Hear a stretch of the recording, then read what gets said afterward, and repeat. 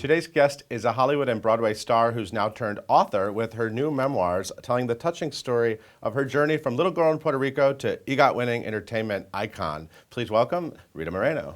Hi there. Hi Do there. I say hi to that? You could say hi Or wherever there, you want. Or you. Say hi to everyone. Just say hi to the room. How are you? I've never been happier or better. So thrilled to have you here. I was you. up late devouring So you told me. this book. I loved it. Did Absolutely you? loved it. Yeah. How does it feel to have this out there? To have a book? It's a very simple title, by the way. Rita Moreno, a memoir. Well, I think that's what makes the cover so elegant. Yeah. Oh, it's beautiful. It's a beautiful shot of you. So how does it feel to see it? You know, this is gonna live on. This is gonna live on forever. Your story. It's still kind of hard to digest. Yeah. I believe it, but it's hard to take it in. I'm very excited. My daughter is beside herself. She's thrilled. Yeah. So yeah, it's good. So I know that you did not a one-woman show, but you did a show, telling sort of a stage show that was called. Yes, I did a play at the Berkeley Repertory Right. Theater about 2.5 years ago, maybe 3, called Life Without Makeup, which Right. is the story of my life. Right. I love that title. Yeah. And it worked so fabulously well. The audience was so enthralled with it and moved and all that, that I finally decided that maybe I should do a book. I'd been asked for years. And I just never wanted to do it. It was daunting, and I would have to reveal myself and all that. And now that I'm 81, you know, it just seems okay. You said your daughter is thrilled that you did it. You have grandchildren. She hasn't read the book yet. She hasn't read. Well, I was going to ask you. I think she's putting it off. And I said to her, you know what? That's fine with me. You don't have to read it till I'm gone if you want. I don't care. Was there anything scary about? Was there anything you were nervous about putting in the book because of your daughter, or is there anything like that? Well, you know, there's always the part when we talk about Marlon. I talk about Marlon Brando. It's him, yeah, that guy. That guy. And, you know, it was a very lusty relationship, and it was a very tormented relationship, and all kinds of stuff relationship. And she might be uncomfortable with that. It is your mother. And the reason Marlon plays such an important role is that because he played a very important role in my life. Yeah. He took up, you know, a big hunk of my life. Yeah. You know, how she feels about it eventually is, you know, it's her problem now. Right. She's a big girl. She's a very grown-up woman with 2 children. And if something disturbs her, she'll have to deal with it. But that makes it sound like she's going to have some awful stuff to deal with. And I don't think so. I think she's going to be surprised at some stuff, and I think she's going to be moved. You talk very frankly about your marriage. There are abortions, you know, Yeah. suicide attempts. Yeah. Is that stuff that you think earlier in your life you would have been as willing to, or do you just sort of cross a line? You just say, well, No, here it is. I don't think so. I don't think so. More than that, since I go into a great deal of my so-called perfect marriage, which wasn't, that I certainly could never have written this when my husband was alive, which was only, you know, 3 years ago. So let's talk about some of this. So this little girl, this pretty little girl here, you describe how moving from Puerto Rico to New York was like going from from Oz to Kansas. It's like the opposite Exactly. of Dorothy. Yeah. Going from this beautiful, colorful world. Paradise, that chapter is called Paradise Lost. I was living in a paradise. It's a beautiful island. Yeah. And it was the happiest toddlerhood for me. I came to this country when I was 6, I believe, and or maybe 5. And, you know, to suddenly see nothing but gray and concrete. And for the first time in my life, I saw a tree. It was February, freezing. For the first time in my life, I saw a tree without leaves. Wow. And I was on the bus with my mom. I said, what happened to those trees? And she said, oh, it's just something called winter. Can we talk about the bed bugs? That freaked me out. You talked Oh, about yeah. bringing the mattress up to the roof. Talk about that. Yeah, well, what would happen was that there were bed bugs. Yeah. Like there were tons of cockroaches in the kitchens of all these tenement apartments. Right. You know, when you turn the light on in the kitchen, they'd scatter. Right. But the walls were practically black with cockroaches.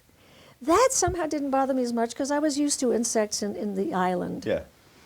But the bed bugs began to bite, and we had to get rid of them. The way you got rid of them was to get a big can of kerosene and rags, and soak the rags in kerosene and wipe all of the bed springs, the metal springs. Right.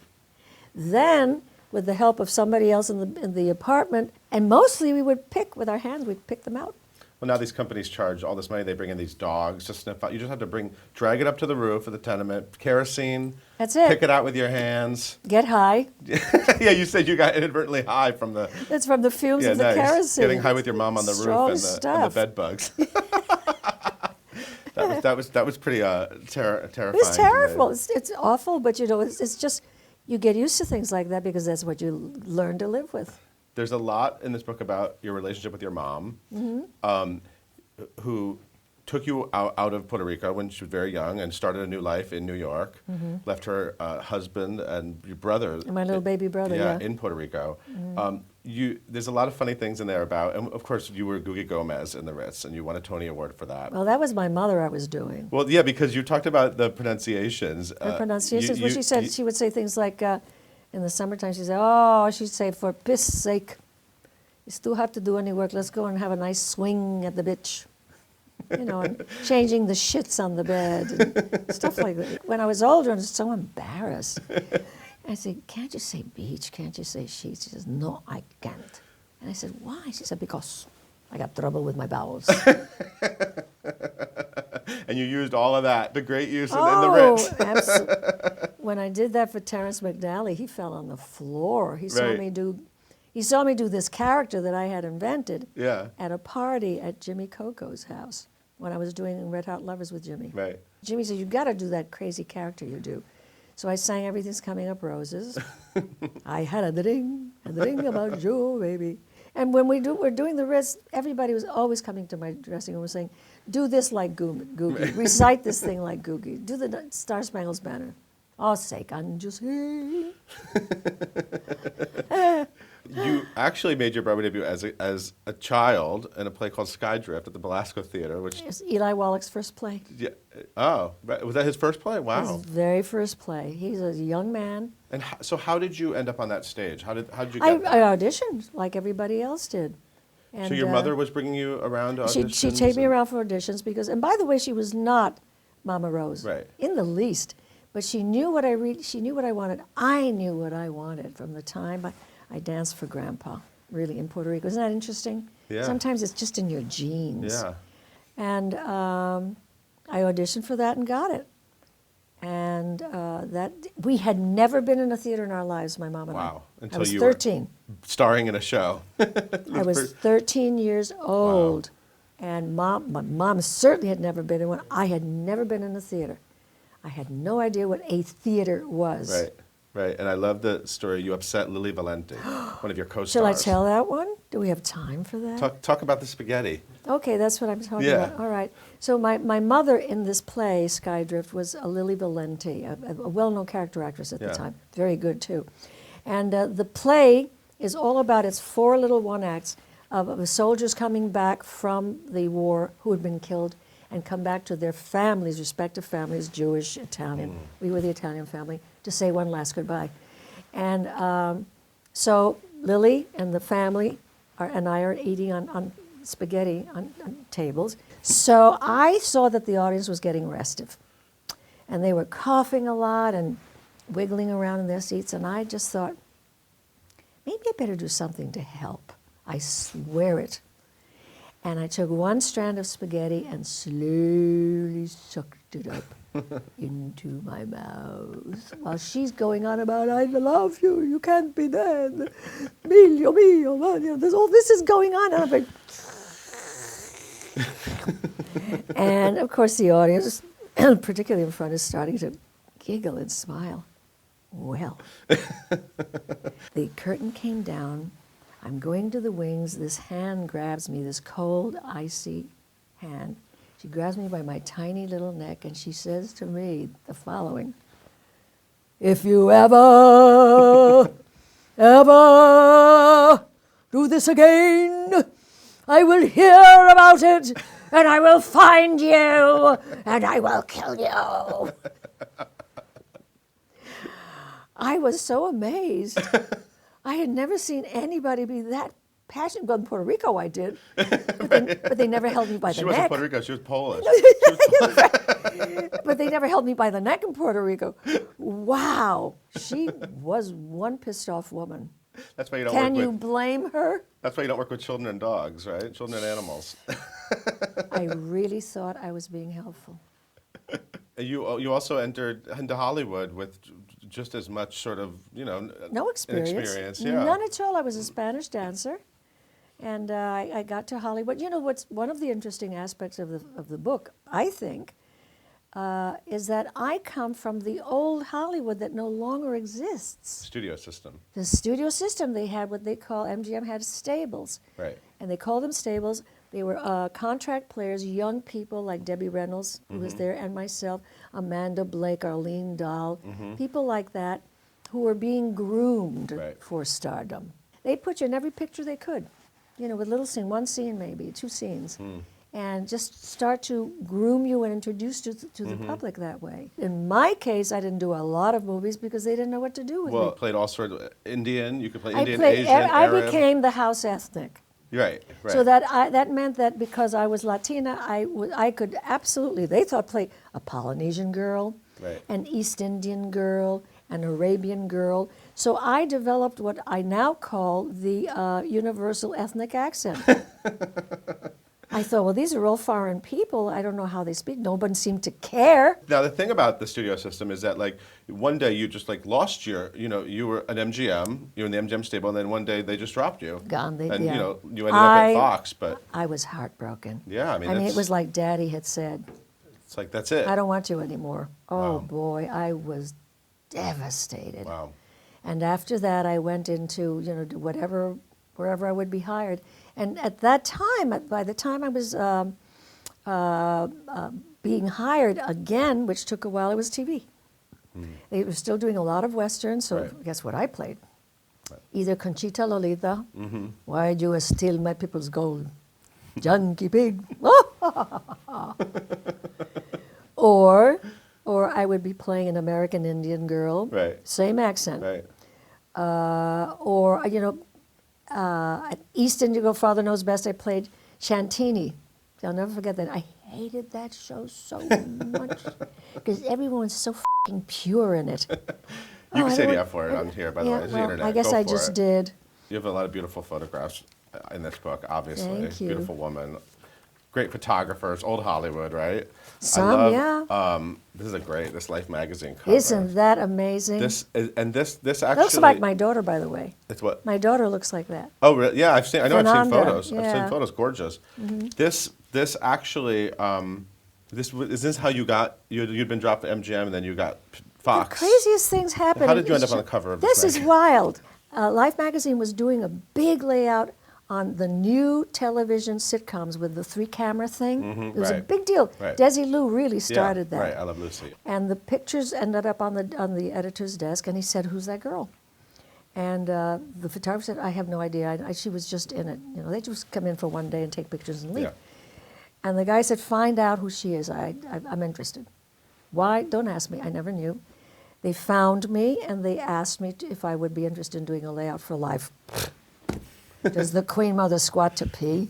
Right. I mean, please, of course I was interested, because they usually only did a lot of news stuff. Right. And they rarely, they said it might be a cover, they rarely had an actress on their covers. It was political figures very often. Right. So we did a layout. They made up this whole story about an actress's catalog, a young actress's catalog of sex and innocence. Right. It's a made-up story. Daryl F. Zanuck saw that, and he literally said, "Who is that girl? Can she speak English? Get me that girl." I mean, who says things like that, right? And I got a contract at Fox without trying, which is so odd because everything else, has always come so hard for me and to me, always, before that and after that. But some things drop into your lap in the most wacky way. Didn't that cover also get the attention of Mr. Marlon Brando? Indeed it did. I want to ask you, are you right now wearing, what's it called? Vent Vert? Vent Vert. Vent Vert. I love it. Are you wearing it? The perfume, yes. Do you mind if I read a couple Please, lines of and your... it means green wind in French. Yes. Wait, Vent Vert. Vent Vert. See, I took Spanish. Okay, you say, for more than 50 years now, I've been wearing Vent Vert. It's a fresh scent, clean and natural. When I inhale it, I inhale the memory of Marlon, and I can almost feel his smooth, polished skin and taste his sweet breath. I remember how he spoke to me, how he played the drums, how he made love, ... and how I almost died from loving him. That's right. And that's sort of, that in brings a us right capsule, into in a little capsule. I mean... But I remember that after I tried to end my life, months later, because my psychotherapist said to him and to me on separate occasions, do not ever try to reach Rita again. You will surely kill her. And he said to me, do not ever see Marlon again. It'll kill you, Rita. You know, obsessions die really slow. It's like drugs, right? Yeah. If you're a cocaine addict, I'm sure it must be. I'm sure it's the same thing in a way.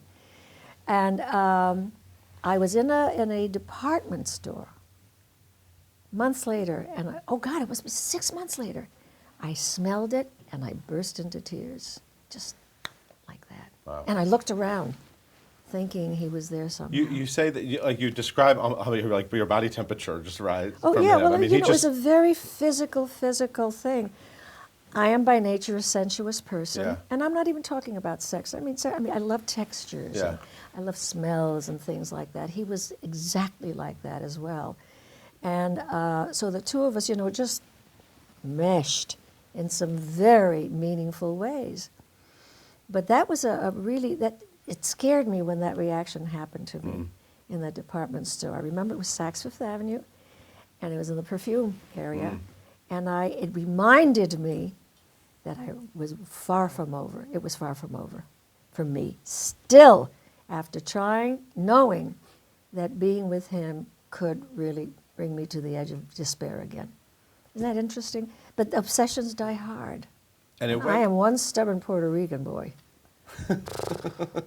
I scare me. You were in each other's lives. I mean, you knew him up until he died. Yeah. But you had it was actually when you were making West Side Story, weren't you still dating him? It was sort of on and off. I was actually right after West Side Story, literally like a week after. That's when I took all those pills. That I was told at that time you might be up for an Oscar.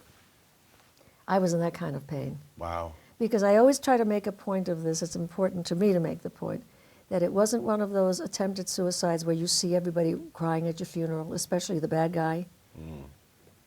Never even occurred to me. It wasn't about getting even. It was about getting out of this humiliating relationship where I kept going back to him and coming back and leaving and coming back. And I just thought, I was ashamed of myself that I allowed anyone to treat me that way. I was in a funny way defending myself, saying, how can you do this to you? And I loathed myself. It was the craziest thing. And yet, in a way, it was probably the most therapeutic, according to my doctor, attempt he'd ever seen, because I made like a right turn right after that, right, knowing I would never do that again. And I have a theory about why I did it, because that is not in my DNA. I am not a person who does that to themselves. I mean, I would let a man torture me to death, but I would never do something. I was taking phenobarbital at the time for a thyroid condition, and the doctor had me on a lot of it, and it's a severe and profound depressant, phenobarbital. Wow. That's what probably took me over the edge. And you say during the filming of West Side Story, actually, your eyes were popping. That's the thyroid, exactly. Yeah. I had those, they're called exophthalmic eyes. They jut out. Wow. Yeah, I almost didn't get the part because of that. You see that in the movie? Yeah. Yeah. Yeah, you can see that. And I remember Bob Wise, the director, always had to remind me, get your eyes down, don't stare. And you can't help it because your eyes are really jutting out like that, and they pull up your eyelids. God, we just covered so much. See, we just get right through it. Holy. It's incredible to think of you, of Anita on West Side Story, and beautiful Marlon Brando. I mean, He Jesus. was gorgeous. I mean, think of that. And then I have to also, if you don't mind me The showing picture off, with him? a lot of the photos. What? The picture with him is Yeah, fabulous. that's what I want to talk about. Because That's the one that was left in his house, you remember? talk about that when, after he died, he had this photo. That is your derriere. This photo was from the movie you did together, which was called The Night of the Following Right. Day. And I'm told, well, I'm told, I read that it was in all the magazines that when his house was being emptied of things, there was only one photograph in that entire house, and it was this picture of him and me. And it simply proved something that I had always believed but never dared say it out loud, because everybody said that about him. I know he loved me. I think he was really, I don't think he ever quite got over it. It's the only photograph. Wow. It was powerful for both of you, I mean, clearly. And you kept in touch. You also talk about these long silences on the phone with him. Oh, it's so hilarious. It's hilarious. He would You just, know, I heard Toni Morrison, the writer, who was a very good friend of his, say the same thing. You would be talking to him, and he would just be thinking of the you next... finish a thought, and then he'd just, think. And as I said in the book, one time I did a whole mani-pedi while he was thinking. I brought things to do when he got on the phone, because how I'd do the dishes, or I'd be cooking dinner. I'd have the phone and scrambling an egg or something. I want to talk briefly about Chita Rivera. You're very sweet about her in the book, and you say that actually that you were nervous that you wouldn't be as good as her. And with good reason. I never Anita. was. I mean, look, that's what she did all her life. Yeah. That's not what I did all my life. Right. That I even managed to get through those steps in West Side Story, that's admirable, because I killed myself.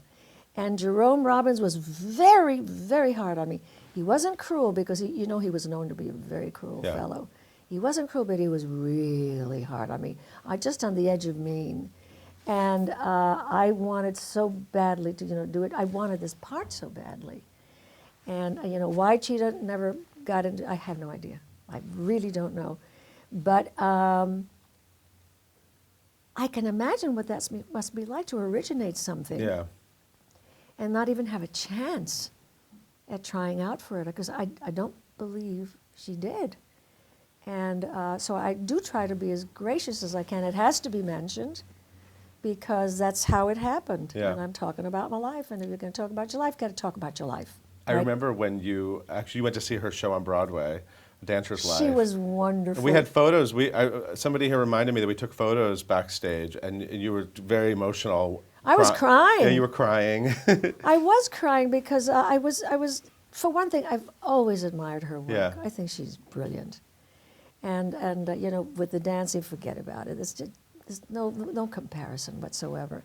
That they helped me so much, Jerry and Howard, his assistant, to look like I'd been doing that kind of dancing all my life was nothing less than a miracle. But I'm very realistic, and I'm really in touch with myself. So when I saw her, I just got very emotional. She's a lovely woman. Yeah. And all that stuff about Chita, and all that stuff. Well, it's very easy Doesn't to create help. like a show. It's an easy sort of joke to make. It's a very and the names easy, rhyme. The Ritz, the Ritz, the Rink, Oh, right. Rita, Chita, the Ritz. I mean, it's just It's really funny. Anita. Yeah, it's hard to be sort of a human beings with each other when you have all this showbiz bullshit, It is, sort of, it is. you know what I mean? Because people will come up to one of us. You'd be surprised. People will still come up and say, I like you better. Which is not something that anyone needs to hear. And it's mean. It's mean, It's yeah. mean-spirited. Yeah. And I don't doubt that they've done that with her as well. Yeah. I'm sure this didn't just happen to me. And I thought, and I tell them, I said, don't do that. I said, that's very mean. Right. You don't want to do that, do you? Really? Right. Oh, no, that's not what I meant. I said, well, I think it was what People you don't meant. think, yeah. But Well, I you love you shouldn't. both. I love Yeah. you both. Is that okay? Yeah, right. Yeah. You do? This interview is over. Now you live in California, right? I live in Berkeley. Berkeley, That's, yeah. that's better than California. And California means L.A. you've been able to do some great things out there. I mean, you Oh, were I in did master class, but you know who directed it? Who directed? Moises Kaufman. Oh, wow. It was a fabulous production. He just did amazing things with it without changing anything. He changed everything. Uh-huh. And you also did the Glass Menagerie, right? Glass Menagerie, also Berkeley. Berkeley Rep is my theater of choice. Yeah. I'm the house diva there. And where else can you do things like play Amanda Wingfield? Yeah. And on the other hand, play Maria Callas. Yeah. And who else? Who knows what else is coming up? I'd love to do something more. Let's talk briefly about the EGOT thing, may we? Uh-huh. let's talk statistics for a minute. There are only 5 actors who have Emmy, Grammy, Oscar, Tony in competitive categories. Helen Hayes, John Gielgud, Audrey Hepburn, Whoopi Goldberg, and this lady right here, Rita Moreno. Barbra Streisand. Barbra Streisand has an honorary Tony. Hers was honorary for the play. This is where it gets gray. Oh. I'm gonna elevate you a little bit, if I may. The people who've actually won in competitive categories in all of those, right?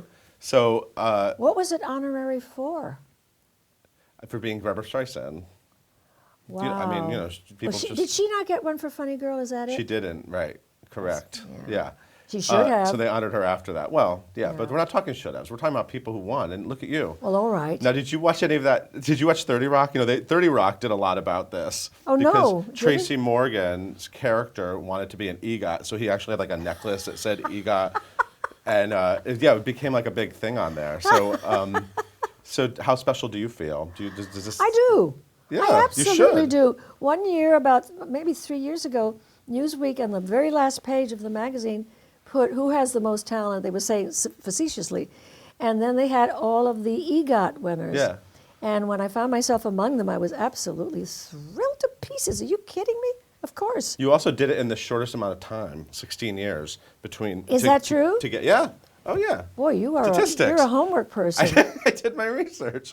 Wow. But yeah, that you own that. You got it in the shortest amount of time. I'll be all 4. Ooh. So Spit medal. Which of those nights? And don't you actually have 2 Emmys? I have 2 Emmys, and now I have 2 Grammys as well. I was just given one this year this year for Lifetime Achievement Latin Grammys. Which of those wins was the most special? Oh, the Oscar. Come on, the Oscar. Of course. But I have to tell you something. Shortest speech ever. It's on YouTube. Well, people. You do believe that I wasn't prepared for it, Were you right? just like terrified and like? You were adorable. I did not believe. I just saw it today. They showed it on one of the television shows, and I thought, I did not prepare. I don't think George did either. I really was so sure that Judy Garland was going to get it, but I was there on that one little hair of a chance that maybe I might win. Right. Unbelievable! I could not believe it. But I have to tell you something, dear, about my newest Grammy. Oh yeah. I brought my grandsons with me and my daughter, all that, because they'd never seen me win an award. Wow. I have all those awards, but they'd never seen me win it. So the oldest, Justin, is sitting next to me, and after I received it, I handed it to him. I said, "Would you like to hold it?" He said. So while they're doing the other stuff, I see him doing this.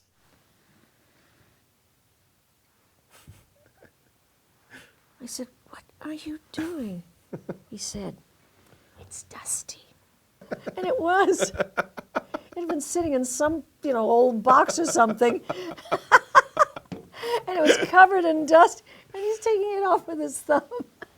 That it keeps it real, right? To know, absolutely. You get the award and it's dusty. Well, when he used to love when they were little boys, both of them, Cameron the younger, and Justin the older. They used to call him the little gold man. So that's what he was called all the time. And one day Justin came up because they were constantly at our house. They stayed overnight with us, all that. We were those kind of hands-on grandparents. And he came in with his little soccer trophy. It was made of gold plastic. And he said, "Look, Grammy, look what I got." I said, "Oh, Justin, that is so cool." I've learned to say cool. That is so cool. You must be so proud. He said, "I am." He said, "I think he should stand next to the little gold man." And that's where he is to this day. It is sweet. It's very sweet. And again, it puts things into such proportion. Exactly. Thank you so much for being here. This was fun. Boy, you're fun to talk to. Oh, well, thank you for saying that. But you notice that I don't ever have yes or no answers. They're endless. It's all good. We love it. Everyone needs to get this book, Rita Moreno, a memoir. It's also available as an ebook. Oh, yeah. And a book on tape. Didn't and you I have the record it? tape, which is really wonderful, by the way. I'm sure that's fun. Because it's so. You should get it because I think you would really get something new out of it. Yeah. My manager prefers to listening to that to reading it. Right. He loves to Well, I listen get lazy sometimes. because it's very We can personal. listen to you in the car. Yeah, put me in the car. Road trip. Take a road trip But with don't Rita. talk while I'm talking. So get the book, everyone. Thank you so much for being here. My pleasure. It's such a treat. Shake. Nice Thank to see you you. for watching. We'll see you next time.